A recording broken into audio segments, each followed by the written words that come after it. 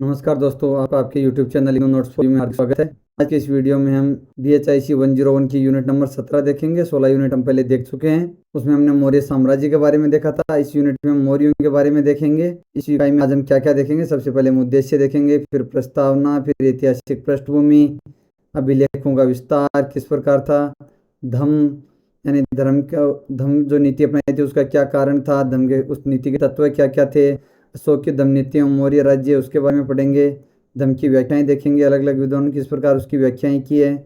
मौर्य कला एवं वास्तुकला के बारे में पढ़ेंगे। मौर्य कला के उदाहरण देखेंगे। साम्राज्य का विघटन किस प्रकार हुआ, यानी उसमें क्या क्या कारण जिम्मेदार थे, अशोक के उत्तराधिकारी जिम्मेदार थे या विघटन के अन्य राजनीतिक कारण थे, अशोक और उसकी नीतियां जिम्मेदार थी या आर्थिक समस्याएं थी, उत्तर मौर्य काल में स्थानीय राजनीतिक व्यवस्थाओं का विकास किस प्रकार हुआ, ये सब देखेंगे। और लास्ट में हम देखेंगे सारांश। उद्देश्य इस यूनिट को हम पढ़ क्यों रहे हैं, इस यूनिट को हम अशोक की धम्म नीति को जानने के लिए पढ़ रहे हैं। मौर्यकालीन कला और वास्तुकला की प्रमुख विशेषताएं क्या थी उसको बारे में जानेंगे। मौर्य साम्राज्य के पतन के उत्तरदायी विभिन्न कारकों के बारे में जानेंगे, यानी मौर्य साम्राज्य का पतन क्यों हुआ, वास्तुकला कौन सी थी, धम्म की नीतियां विशेषताएं क्या थी, जो सब मैं ऊपर भी बता चुका हूँ आपको। ये सारी चीजें हम पढ़ेंगे। प्रस्तावना। अनेक इतिहासकार अशोक को प्राचीन विश्व का महानतम सम्राट मानते हैं, हम भी मानते हैं अशोक महान था। धम्म शब्द संस्कृत के शब्द धर्म का प्राकृत रूप है, यानी जो धम्म शब्द है संस्कृत का जो शब्द था धर्म उसका प्राकृत रूप है। लेकिन इसका मतलब यह नहीं कि अशोक ने बौद्ध धर्म का प्रसार किया था या बौद्ध धर्म के थ्रू उसने शासन किया था। इसके बारे में हम आगे विस्तार से देखेंगे। धम्म सिद्धांतों को सबके लिए सुलभ और बोधगम्य बनाने के लिए उसने अभिलेखों और शिलालेखों को सारे राज्य के महत्वपूर्ण स्थानों पर लगवाया, यानी धम्म के सिद्धांतों को उसने जगह पर, आसान जगह पर या सबके जहाँ ज़्यादा लोगों का आना जाना हो ऐसी सुलभ लोकेशन पे लगवाया था। अभिलेख और शिलालेख जितने बनाए थे अच्छे लोकेशन पे बनाए थे। और धम्म के संदेशवाहकों को साम्राज्य के बाहर भी भेजा था। जो धम्म के संदेशवाहक थे प्रचारक थे उनको राज्य के बाहर भी भेजा था। धम्म का संबंध मोटे रूप से सामाजिक व्यवहार और क्रियाओं से था, जैसा कि मैं पहले बता चुका हूँ। धर्म का अर्थ धर्म नहीं था, बौद्ध धर्म का प्रसार नहीं था, सामाजिक व्यवहार और क्रियाएं, यानी समाज में किस प्रकार का व्यवहार करना है और क्या क्या क्रियाएं करनी है। ऐतिहासिक पृष्ठभूमि। सामाजिक आर्थिक पृष्ठभूमि। लोहे के प्रयोग से अतिरिक्त उत्पादन की प्रक्रिया आरंभ हो गई, यानी लोहे का उपयोग करने लगे खेती में तो उत्पादन अधिक होने लग गया। उत्तरी काली पोलिस की अमृतवाण इस युग की भौतिक संपन्नता का प्रतीक है। आज चांदी के सिक्के तथा अन्य प्रकार के सिक्कों का प्रयोग। व्यापार मार्गों को राज्य द्वारा सुरक्षा प्रदान किया जाना। शहरी केंद्रों का उदय अर्थव्यवस्था में ऐसे संरचनात्मक परिवर्तन की ओर संकेत करते हैं जिसके लिए सामंजस्य की आवश्यकता थी, जिसके कारण धम्म नीति लाई गई थी। और उत्तरी काली पोलिस किए गए मर्तमांड इस युग की भौतिक संपन्नता का प्रतीक हम देख चुके हैं पहले भी। उत्तरी काली पोलिस के मर्तमांड किस प्रकार के थे, ये पोलिस काफी चमकीली थी। निम्न वर्ग यानी जो अपना शूद्र वर्ग था वो दूसरे धर्म जो बौद्ध धर्म वगैरह था उनकी तरफ आकृष्ट होने लग गया, जिसके कारण सामाजिक तनाव उत्पन्न होने लग गया। ऐसी विषम परिस्थिति में सम्राट अशोक ने 269 BC में राज्य का दायित्व ग्रहण किया था, यानी जब इस प्रकार का माहौल चल रहा था, तनाव का माहौल था, सामाजिक तनाव था, उस टाइम पर अशोक ने ग्रहण किया था। अब हम पढ़ेंगे धार्मिक परिस्थितियां। पुजारियों की सुविधाएं, वर्ण व्यवस्था की कठोरता तथा व्यापक कर्मकांडों के प्रचलन पर अब प्रश्न उठने लग गए थे। इन पुजारियों को स्पेशल सुविधाएं मिलती थी और जो व्यापक कर्मकांड थे उनके प्रचलन पर प्रश्न उठाने लग गए थे लोग कि कर्मकांड से क्या होता है। व्यापारी वर्ग द्वारा ब्राह्मणवाद का विरोध समाज के अन्य संप्रदायों के लिए प्रेरणा स्रोत बन रहा था, यानी व्यापारी वर्ग था जो सबसे ज्यादा पहले विरोध की शुरुआत कर रहा था, तो बाकी लोग भी उसके साथ जुड़ रहे थे। बौद्ध मत ने ब्राह्मणों के प्रभुत्व को नकारा और बलि तथा कर्मकांडों का विरोध किया, यानी बौद्ध धर्म था उसने ब्राह्मणों का जो प्रभुत्व था समाज में उसको नकार दिया और बलि और कर्मकांड थे उनका विरोध किया, यानी अहिंसा का सिद्धांत दिया था बौद्ध धर्म ने। बौद्ध मत द्वारा सामाजिक संबंधों में मानवीय दृष्टिकोण का प्रचार निर्धन वर्गों को अपनी ओर भी आकर्षित करने लगा था। हम देखेंगे राजव्यवस्था। शताब्दी BC में महाजनपदों के उद्भव के साथ भारत के अनेक भागों में राजव्यवस्था की शुरुआत हो गई, यानी 6ठी शताब्दी से ही राजव्यवस्था के भारत में शुरुआत हो गई थी। जिस समय अशोक सिंहासन पर बैठा 200 साल पुरानी राज्य व्यवस्था काफी विस्तृत और जटिल हो चुकी थी। एक क्षेत्र विशेष मगध का राजनीतिक प्रभुत्व उस विशाल क्षेत्र पर स्थापित हो चुका था, जिसमें पहले कई राज्य गणसंघ और ऐसे भाग थे जहाँ किसी प्रकार की संगठित राज्य व्यवस्था नहीं थी, यानी जहाँ पहले कई राज्य और गणसंघ थे वहां पर अभी मगध का राजनीतिक प्रभुत्व था। इस विशाल क्षेत्र में कई प्रकार के भौगोलिक क्षेत्र, सांस्कृतिक क्षेत्र तथा विभिन्न प्रकार की राय थी। शासन वर्ग द्वारा बल का एकाधिकार, जिसमें सम्राट सर्वोच्च प्रमुख था, यानी इसमें सम्राट के पास सबसे ज्यादा शक्तियां होती थी। कृषि, वाणिज्य तथा अन्य स्रोतों से अधिशेष की पर्याप्त मात्रा का विनियोग होने लगा था। एक प्रशासनिक तंत्र का अस्तित्व था। अशोक चाहता था कि सैन्य शक्ति का कम से कम प्रयोग हो। धम्म नीति इसी दिशा में उसका एक प्रयास भी था। अभिलेखों का विस्तार, यानी अभिलेख जो लिखे थे, शिलालेख लिखे थे, उनका विस्तार किस प्रकार था। अशोक ने धर्म की नीति के प्रसार के लिए शिलालेखों अभिलेखों को माध्यम बनाया था। अशोक इस माध्यम से अपनी जनता से सीधा संपर्क स्थापित करना चाहता था। अभिलेखों को दो श्रेणी में बांटा जा सकता है। थोड़े से अभिलेखों से पता चलता है कि राजा बौद्ध मत का अनुयायी था, यानी कुछ अभिलेख है उनसे पता चलता है कि राजा बौद्ध मत का अनुयायी था।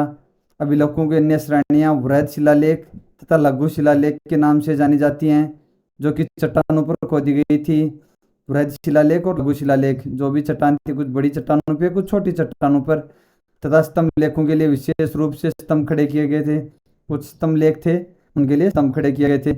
हमें अशोक की धर्मनीति जिसमें सामाजिक उत्तरदायित्व की बात कही गई है, तथा अशोक की बौद्ध धर्म में व्यक्तिगत आस्था में अंतर करना चाहिए, यानी दोनों चीज़ें अलग अलग है, सामाजिक उत्तरदायित्व है और उनकी बौद्ध धर्म में आस्था। एक और जहाँ अशोक बौद्ध मत में अपनी पूरी आस्था रखता है, वहीं दूसरी ओर वह धम्म नीति के द्वारा समाज के विभिन्न वर्गों के बीच सामाजिक उत्तरदायित्व और सहिष्णुता के महत्व का आदेश भी दे रहा है। ये हम देख सकते हैं अशोक ने कौन से पिलर कहाँ लगाए थे, यानी कौन से शिलालेख कहाँ लगवाए थे। ये मेजर रॉक एडिक्स हैं, यानी वृहद शिलालेख, ये यहाँ ये लोकेशन है वृहद शिलालेख की, आप इसको देख सकते हैं।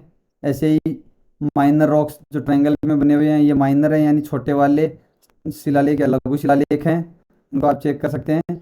इनके पास में लोकेशन का नाम भी लिखा हुआ है। और ये पिलर यानी स्तंभ लेख, ये स्तंभ लेख है, यहाँ पर स्तंभ लेख हैं, और इधर मेरठ में भी स्तंभ लेख है। और ये बाउंड्री इनकी मौर्य साम्राज्य की बाउंड्री आप देख सकते हैं, यहाँ से बाउंड्री थी और यहाँ तक थी। ये सारी चीज़ें पिछली वीडियो में भी देख चुके हैं, वहाँ भी देख सकते हैं। मस्की में लघु शिलालेख, इसमें विशेष रूप से अशोक शीर्ष पंक्ति में नाम का उल्लेख है, जिसका शीर्षक देवनाम प्रिय यानी प्रभु का प्रिय है। इसमें आप देख सकते हैं अशोक का नाम लिखा हुआ है। हमें नहीं समझ में आता है, जिनको समझ में आता है उनको देखेंगे। अभी ये अलग अलग लिपियों में लिखा गया, कौन सी लिपि में लिखा गया इसके बारे में। अशोक ने अपने शिलालेखों में जिन 4 लिपियों का इस्तेमाल किया है, ब्राह्मी लिपि ऊपर बाएं, ये ब्राह्मी लिपि में लिखा गया है शिलालेख है इनका, आप देख सकते हैं। दूसरा है खरोष्टी लिपि ऊपर दाएं, ये ऊपर जो दाएं साइड में ये खरोष्टी लिपि में भी शिलालेख लिखे गए हैं। ग्रीक आप देख सकते हैं, ये भाषा ABCD अंग्रेजी की ABCD से मिलती जुलती भाषा है। अरमेक यानी नीचे, ये अरमेक भाषा में लिखे गए हैं। ये D8 आपको दिख रहा है। प्राकृत शब्द धम्म, संस्कृत धर्म, ब्राह्मी लिपि में, जैसा कि उसके अभिलेखों में अशोक द्वारा अंकित है। धम्म की नीति एक जटिल समाज के सामने आने वाली कुछ समस्याओं का हल करने का एक ईमानदार प्रयास था। कारण धम्म नीति इन समस्याओं के समाधान का एक महत्वपूर्ण प्रयास था, जिनसे इस युग का जटिल समाज गुजरा था। समाज में क्या समस्याएं थी? जो निम्न वर्ग था वो बौद्ध धर्म की तरफ जा रहा था, ब्राह्मण जो कर्मकांड थे उनका विरोध हो रहा था, उनके लिए कुछ सामाजिक क्रियाकलाप बना दिए कि इसके आधार पर चलना चाहिए। ये उस समय के हिसाब से बहुत महत्वपूर्ण समाधान था। अशोक के निजी विश्वास और साम्राज्य के समक्ष खड़ी समस्याओं के समाधान के विषय में उनके विचार धम्म नीति के प्रतिपादन का कारण बने।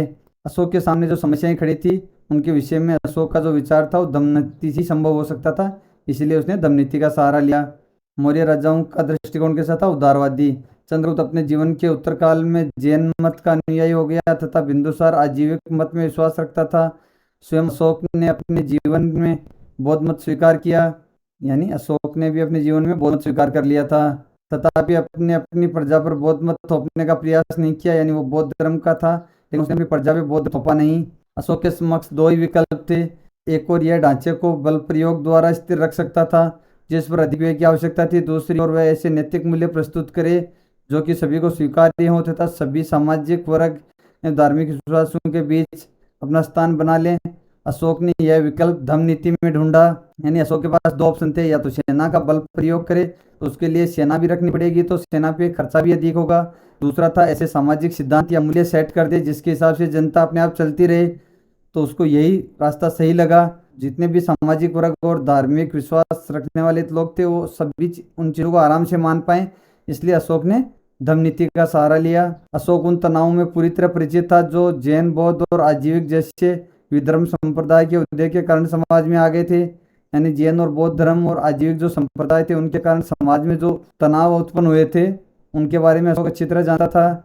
यह सभी किसी न किसी रूप में ब्राह्मणवाद के विरोधी थे और इनके समर्थक संख्या बढ़ रही थी, यानी ये जो बौद्ध धर्म, जैन धर्म ये आए थे ये मुख्य रूप से ब्राह्मणवाद के विरोध में आए थे, इसलिए इनकी संख्या भी बढ़ रही थी ब्राह्मणवाद के खिलाफ। ऐसी दशा में परस्पर सौहार्द और स्वास्थ्य का वातावरण बनाना आवश्यक था।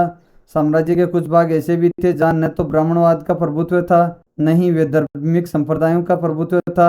इन सारी विभिन्नताओं के बीच साम्राज्य के अस्तित्व और परस्पर सौहार्द समाज की समस्याओं के प्रति एक समरूपी समझ और व्यवहार की आवश्यकता थी। धर्म के तत्व है, यानी धर्म जो सिद्धांत दिया था उसके तत्व क्या थे। धर्म के सिद्धांत इस प्रकार से प्रतिपादित किए गए थे कि सभी समुदायों और धार्मिक संप्रदाय के लोगों को स्वीकार्य हो, यानी किसी एक धर्म विशेष के खिलाफ नहीं था। समाज में रहने के लिए जो जरूरी चीजें थी उनके हिसाब से बनाया था, यानी सभी धर्मों के लोग जो समाज में रहते हैं उनको इन नियमों का पालन करना होता था।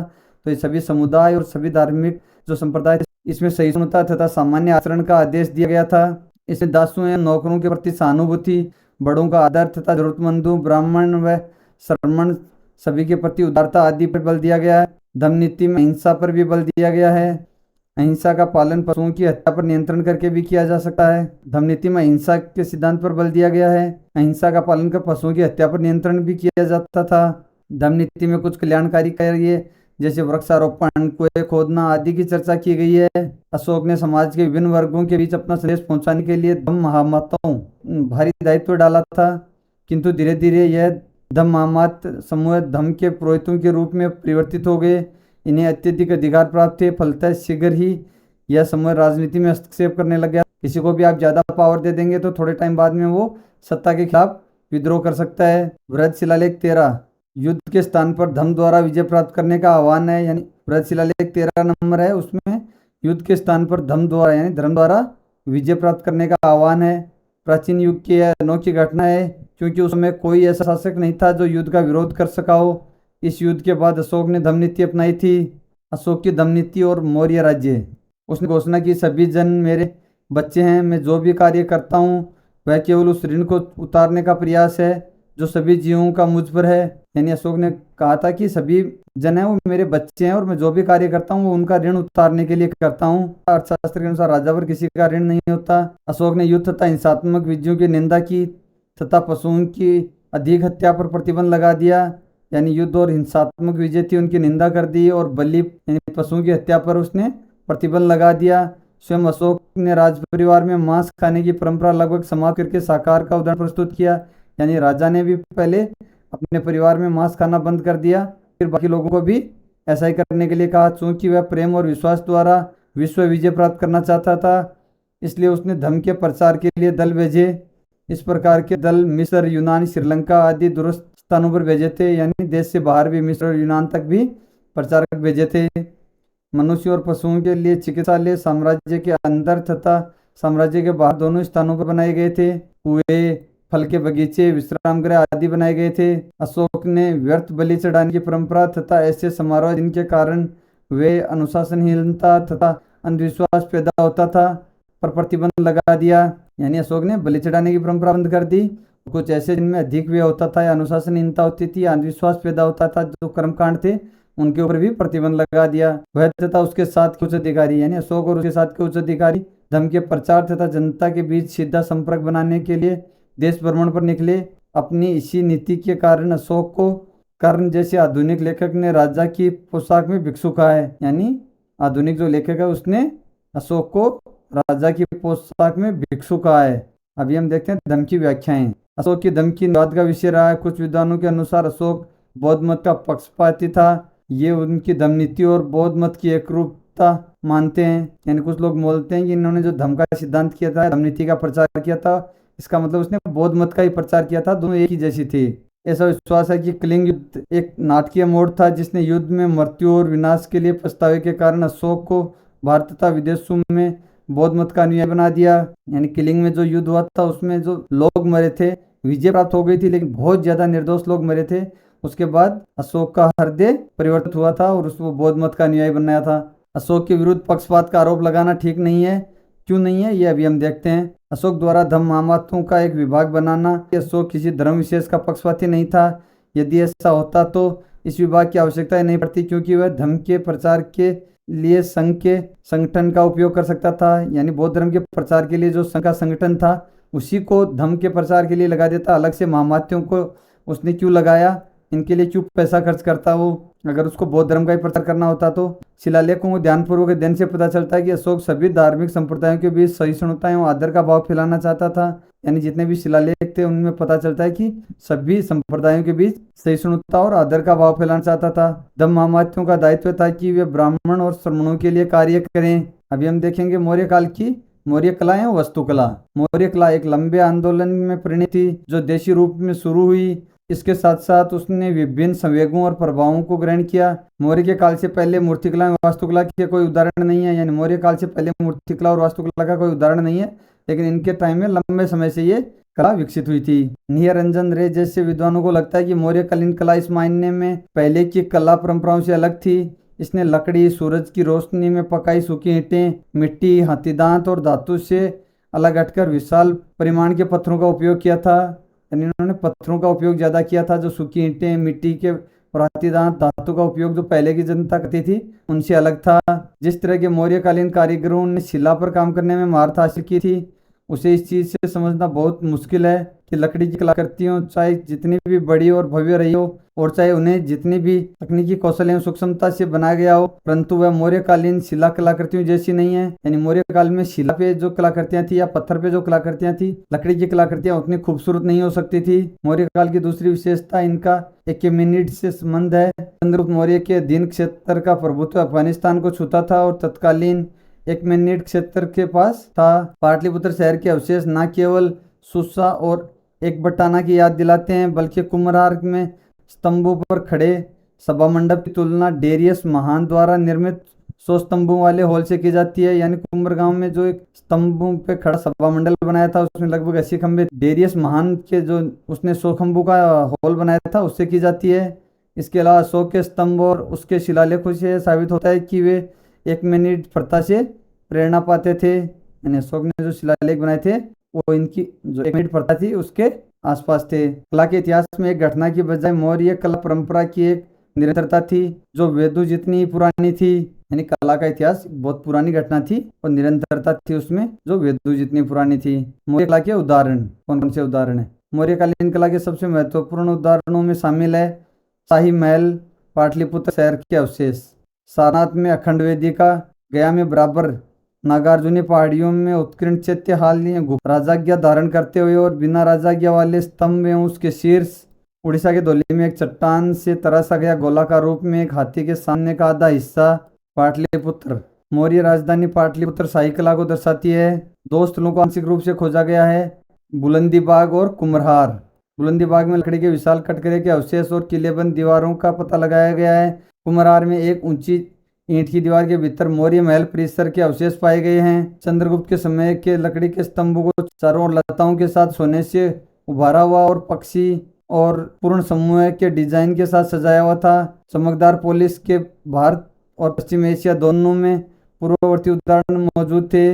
मौर्य काल में पाटलिपुत्र में बुलंदी बाग स्थल पर लकड़ियों का कटघरा, यानी जो बुलंदी बाग में मिला है वो लकड़ियों का कटघरा ये देख सकते हैं। शिलालेख और स्तंभ मौर्यकालीन स्तंभ स्वतंत्र रूप से खड़े उचित अनुपात वाले शंकुरूपी लंबे और पतले और अखंड हैं। ये बलुआ पत्थर के बने हैं जिनका उत्खनन चुनार की खानों में होता है। स्तंभों पर एक चमकदार पॉलिश है, उनका कोई आधार नहीं है। यानी जो स्तंभ है उनके ऊपर पॉलिश की हुई है चमकदार, और वो बिना आधार के खड़े हैं, सीधे जमीन पे खड़े हैं और ये बलुआ पत्थर के बने हुए हैं। अशोककालीन शिलालेखों के जो स्तंभ हैं वे दिल्ली, मीरात यानी मेरठ में, इलाहाबाद आज का प्रयागराज, लोरिया आराराज, लोरिया नंदनगढ़, रामपुरवा सिंह शीर्ष के साथ, दिल्ली टोपरा, संख्यसिया, सांची और सारनाथ में मिले हैं। रूपनाथ और ससाराम के अभिलेखों को पढ़ने और 7 स्तंभ शिलालेख से यह स्पष्ट है कि अशोक के अभिलेखों वाले कुछ स्तंभों का काल मौर्यों से पहले का हो सकता है, इसलिए विशेष रूप से उनका चरित्र बोध नहीं है। धर्म स्तंभों के रूप में निर्मित करवाया था। सारनाथ के स्तंभ के शीर्ष पर सिंह की आकृति ये आप देख सकते हैं, सारनाथ के स्तंभ से ली हुई है। एक खड़ी अवस्था में देवी के साथ मौर्यकालीन रिंगटोन उत्तर पश्चिम पाकिस्तान से मिली है। यानी खड़ी अवस्था में देवी, ये आप देख सकते हैं इसमें देवी है, ये खड़ी अवस्था में है और ये रिंग स्टोन मिला है। रिंग स्टोन यानी गोल पत्थर, ये बेल की आकृति है। रामपुरवा के स्तंभ पर बेल की आकृति जो अब राष्ट्रपति भवन में है, ये राष्ट्रपति भवन में है। स्तंभ ब्रह्मांडीय महासागर से निकलता हुआ दिखाई देता है, आसमान तक पहुंचता है जहां से सूर्य की किरणों द्वारा स्पर्श किया जाता है। अशोक के स्तंभों के आधार नहीं है, वे सीधे भूमि में गड़े हैं। ऐसा प्रतीत होता है मानो वे धरती से निकलकर आकाश को छू रहे हो। रामपुरवा में सिंह की शीर्ष आकृति, ये शेर की आकृति है, ऐसे पहले बेल की आकृति भी थी। ये है कुम्हरार में 80 स्तंभों वाले हॉल की योजना, यानी जो डायग्राम बनाया है कुम्हरार में एक 80 स्तंभों वाला हॉल मिला है, यानी ये सभा के लिए बनाया होगा उस टाइम पर। तो उसकी योजना या उसका डायग्राम किस प्रकार है ये आप देख सकते हैं, इस प्रकार है। उसमें इतने स्तंभ लगे हुए हैं। धौली में पत्थर का हाथी, यानी ये इस प्रकार से बनाया गया है कि हाथी चट्टान से निकल रहा है। आप देख सकते हैं इसकी सूंड यहाँ मुड़ी हुई है, ये इसके दांत हैं। मौर्यकालीन पुलिस को दर्शाता लोहानीपुर धड़, ये लोहानीपुर से एक धड़ प्राप्त हुआ है जिसमें पुलिस आप देख सकते हो कितनी चमकदार पुलिस है, अभी भी चमक रही है उस समय से लेके अभी तक। सारनाथ में अखंड रेलिंग, सारनाथ में एक अखंड रेलिंग के पुलिस किए गए टुकड़ों को मौर्य काल का माना गया है। यह चुनार के पुलिस की एक बलुआ पत्थर से बना है। धौली का हाथी, इसको देखते हैं। धौली यानी ये भुवनेश्वर उड़ीसा में है। एक हाथी के सामने बाघ को एक चट्टान पर तराशी गई मूर्ति है, अभी आपने ऊपर देखा था। इसकी एक भारी सूंड है, उसका दाहिना आगे का पैर थोड़ा झुका हुआ है, यानी उसका दाहिना पैर आगे की तरफ थोड़ा झुका हुआ है। एक बायां पैर थोड़ा मुड़ा हुआ है, आगे की गति को दर्शाता है। पत्थर की स्वाभाविक मुद्रा को शक्तिशाली चित्रण द्वारा बहुत ही प्रभावशाली है और ऐसा एहसास दिलाना है कि मानो चट्टान से हाथी निकल रहा है। सेल कर्तित गुफाएं, यानी सेल यानी चट्टानों को काट कर जो गुफाएं बनाई गई हैं। मौर्य काल में सेल कर्तित यानी रॉक कट वास्तुकला की शुरुआत देखी है। बाराबार पहाड़ियों में 3 गुफाओं में अशोक के समर्पित शिलालेख हैं और नागार्जुनी पहाड़ियों में उनके उत्तराधिकारी दशरथ के शिलालेख हैं। इन गुफाओं में सबसे प्रारंभिक सुदामा गुफा है जिसमें एक अभिलेख है जो अशोक के शासनकाल के 12वें वर्ष का है, राय को समर्पित है। इसमें 2 कक्ष हैं, एक आयताकार उपकक्ष जिसकी बेलनाकार मेहराब वाली छत है और जिसके द्वार मार्ग में तिरछे चौखटे हैं। एक फर्तक गोलाकार कक्ष जो हॉल के अंत में है और अर्ध गोलाकार गुंबद वाली छत के साथ है। यह है लोमेश ऋषि का प्रवेश द्वार, ये आप देख सकते हैं लोमेश ऋषि का प्रवेश द्वार। कालक्रमिक दृष्टि से सबसे बाद का और वास्तुशिल्प की दृष्टि से लोमेश ऋषि गुफा, यानी ये जो 7.2 चित्र है सबसे अच्छा नमूना है, जिसकी धरातल योजना और सामान्य डिजाइन सुदामा गुफा के समान है। द्वार पर उभरी नक्काशी और मूर्तिकला अलंकरण सबसे विशिष्ट योग्यता है, यानी जो मूर्तिकला और ये द्वार पे उभरे हैं ये सबसे इसकी विशिष्ट योग्यता है। 2 समूह हैं, ऊपर में जालीदार काम और निचले भाग में एक बारीक नक्काशीदार चित्रवलरी है। नक्काशियों के 2 समूह है, यानी ऊपर में जालीदार काम है और निचले भाग में एक बारीक नक्काशीदार चित्रवलरी है, यानी ऊपर एक जाली कोरी हुई है और निचले में चित्र बनाए हुए हैं। चित्रवलरी के दोनों छोरों पर एक मकर यानी एक पौराणिक मगरमच्छ है, आप देख सकते हैं। इसमें यहाँ पर दोनों किनारों पर एक मगरमच्छ बनी हुई है, इस साइड में भी और इस साइड में भी। साम्राज्य का विघटन, यानी मौर्य साम्राज्य का विघटन क्यों हुआ, किस प्रकार हुआ, वो सब देखेंगे। 232 बीसी में अशोक की मृत्यु के साथ मौर्यों का साम्राज्यवादी प्रभुत्व कमजोर पड़ने लगा और 180 बीसी में यह समाप्त हो गया। आगे मौर्य साम्राज्य के विघटन के कारणों के बारे में अध्ययन करें। अशोक की मृत्यु 232 बीसी में हुई, फिर भी अशोक की मृत्यु की आधी सदी के बाद तक मौर्य शासकों का शासन चलता रहा। ऐसा कहा जाता है कि अशोक की मृत्यु के बाद साम्राज्य का विभाजन उसके जीवित पुत्रों के बीच कर दिया गया था। अशोक के उत्तराधिकारियों के विषय में जो वर्णन हुआ है उसके अनुसार उनमें से कुछ के नाम इस प्रकार हैं: कुणाल, दशरथ, संपर्ति, सलीसुका, देववर्मन, सप्तधनवान, बृहदत्त, यानी अशोक के उत्तराधिकारी थे। प्रारंभिक 3 सम्राटों चंद्रगुप्त मौर्य, बिंदुसार और अशोक ने प्रशासन को इस ढंग से संगठित किया था कि उस पर लगातार कठोर नियंत्रण बनाए रखने की आवश्यकता थी, यानी इन्होंने जो शासन किया था उसके ऊपर कंटिन्यू कठोर नियंत्रण जरूरी था। लेकिन बाद में साम्राज्य के विभाजन इस बात का स्पष्ट साक्ष्य है कि विभाजन की प्रक्रिया का आरंभ अशोक की मृत्यु के तुरंत बाद ही प्रारंभ हो गया था, यानी जैसे अशोक मरे उसके बाद से साम्राज्य का विघटन स्टार्ट हो गया था, क्योंकि उसके ऊपर कठोर नियंत्रण की आवश्यकता थी और कोई भी राजा लंबे समय तक नहीं बना। जल्दी जल्दी राजाओं में परिवर्तन होता गया और वो साम्राज्य को नहीं संभाल पाए। अभी विघटन के दूसरे कारण क्या है, अन्य राजनीतिक कारण वो देखते हैं। अशोक के उत्तराधिकारियों के सम्मुख तत्कालीन समस्या यह थी कि अशोक की धर्म नीति और सरकार में उसकी सर्वोच्चता को बनाए रखा जाए या नहीं। यानी अशोक ने तो धर्म नीति का सहारा अच्छे से लिया और इसको सक्सेस करके दिखाया, लेकिन उसके जो उत्तराधिकारी थे उनके सामने ये चैलेंज था कि वो धर्म नीति को अपनाएं या नहीं अपनाएं। कुछ विद्वानों को ऐसा मानना है कि अशोक शासन के उत्तरार्ध में ये अधिकारी बड़े शक्तिशाली एवं दमनात्मक हो गए थे। इन कर्मचारियों के जिसका केंद्र बिंदु राजा था, सत्ता से जुड़े होने के कारण अगर कोई राजा कमजोर होता था तो संपूर्ण प्रशासन स्वाभाविक रूप से, यानी अगर राजा कमजोर होगा तो पूरा प्रशासन ही कमजोर हो जाएगा। यद्यपि कोई भी इस अवधारणा को स्वीकार नहीं कर सकता कि मौर्य साम्राज्य के नियंत्रण को समाप्त करने के लिए कोई जन विद्रोह हुआ, यानी कोई जन विद्रोह वगैरह नहीं हुआ मौर्य साम्राज्य को समाप्त करने के लिए। मगध साम्राज्य के पतन का संतोषप्रद उत्तर इन बयानों के आधार पर नहीं दिया जा सकता कि उत्तराधिकारी कमजोर थे या सेना निष्क्रिय हो गई थी या जन विद्रोह हुए। वास्तव में इनमें से प्रत्येक एक विशेष स्वरूप वाली मौर्य साम्राज्य की नौकरशाही प्रणाली से जुड़ा था। यानी ऐसा कोई नहीं कह सकता कि सेना निष्क्रिय हो गई थी इसलिए पतन हो गया, या उत्तराधिकारी कमजोर थे इसलिए पतन हो गया, या जन विद्रोह हुआ, जबकि वास्तव में इनमें से प्रत्येक एक विशेष रूप वाली मौर्य साम्राज्य की नौकरशाही, और जब यह टूटना प्रारंभ हुई तो संपूर्ण राजनीतिक व्यवस्था ही संकट में पड़ गई। यानी ये जितनी भी चीजें थी ये नौकरशाही प्रणाली से जुड़ी हुई थी, और जैसे ही टूटना शुरू हुई पूरी राजनीतिक व्यवस्था ही चौपट हो गई। अशोक और उसकी नीतियां। बहुत से विद्वानों का मानना है कि अशोक के राजनीतिक निर्णयों या अन्य निर्णयों के प्रभावों के कारण मौर्य साम्राज्य का विघटन हुआ। प्रथम, इनमें कुछ वे विद्वान हैं जो यह तर्क देते हैं कि पुष्यमित्र सोंग, जिसने अंतिम मौर्य राजा को मारा था, ब्राह्मणवादी प्रतिक्रिया का प्रतिनिधित्व करता है। धम्म के विशेष अधिकारियों धम्म मामतों जिनकी नियुक्ति अशोक ने की थी, ने ब्राह्मण की गरिमा को नष्ट कर दिया था। स्पष्ट है उपरोक्त दिए गए तर्कों के समर्थन में साक्ष्य नहीं है, यानी इनके समर्थन में कोई सबूत नहीं है। अशोक के शिलालेखों से इस प्रकार के साक्ष्य मिलते हैं जिनके अनुसार अशोक ने धम्म मामात्यों को ऐसे निर्देश दिए थे जिससे कि ब्राह्मणों मान करे। अगर अशोक की नीतियाँ इतनी हानिकारक थी तो उनकी मृत्यु के तुरंत बाद ऐसा हो जाना चाहिए था, लेकिन ऐसा नहीं हुआ।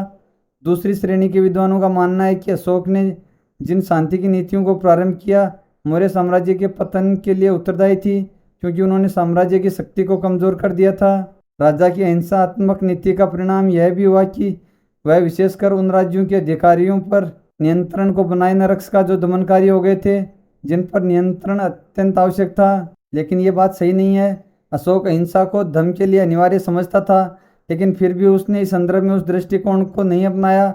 खाने के लिए पशुओं का वध करना और बलि देने को वह पसंद नहीं करता था, परंतु फिर भी शाही नीति के रूप में उसको पूर्णतः समाप्त नहीं किया था। खाने के लिए पशुओं का वध जारी रहा, यानी अशोक ने पशुओं का वध पूर्ण रूप से बंद नहीं किया, खाने के लिए फिर भी यूज करते रहे, लेकिन कमी आ गई थी। तो इसका मतलब यह नहीं कि अशोक ने हिंसा की नीति अपनाई तो उससे राज्य कमजोर हुआ। सेना को निष्क्रिय कर दिया गया था, इसके भी कोई प्रमाण नहीं है, यानी सेना को भी निष्क्रिय नहीं किया था। नहीं किसी शिलालेख में इस संदर्भ में कोई जानकारी मिलती है, किसी संदर्भ में ऐसा नहीं है कि हमने सेना निष्क्रिय कर दी। उसने तो यानी अशोक ने तो आदिवासियों को चेतावनी देते हुए स्पष्ट किया था कि साम्राज्य में रहने वाली जनजातियों का आचरण वह एक सीमा के बाहर बर्दाश्त नहीं करेगा। यानी आचरण आप धर्म की नीति के हिसाब से करें, अगर उसके बाहर जाएंगे तो आपको बर्दाश्त नहीं किया जाएगा। अहिंसा की नीति में मौर्य सेना एवं प्रशासन व्यवस्था को किसी भी प्रकार से कमजोर नहीं किया। यानी अहिंसा की नीति ने मौर्य सेना एवं प्रशासन व्यवस्था को किसी भी प्रकार से कमजोर नहीं किया। आर्थिक समस्याएं। डी.डी. कौशाम्बी का कहना है कि मौर्यों ने गंभीर आर्थिक संकट का सामना किया, जिसके कारण मौर्य साम्राज्य का पतन हो गया था। विभिन्न वस्तुओं पर कर बढ़ाने के लिए सरकार ने अनेक उपाय किए थे।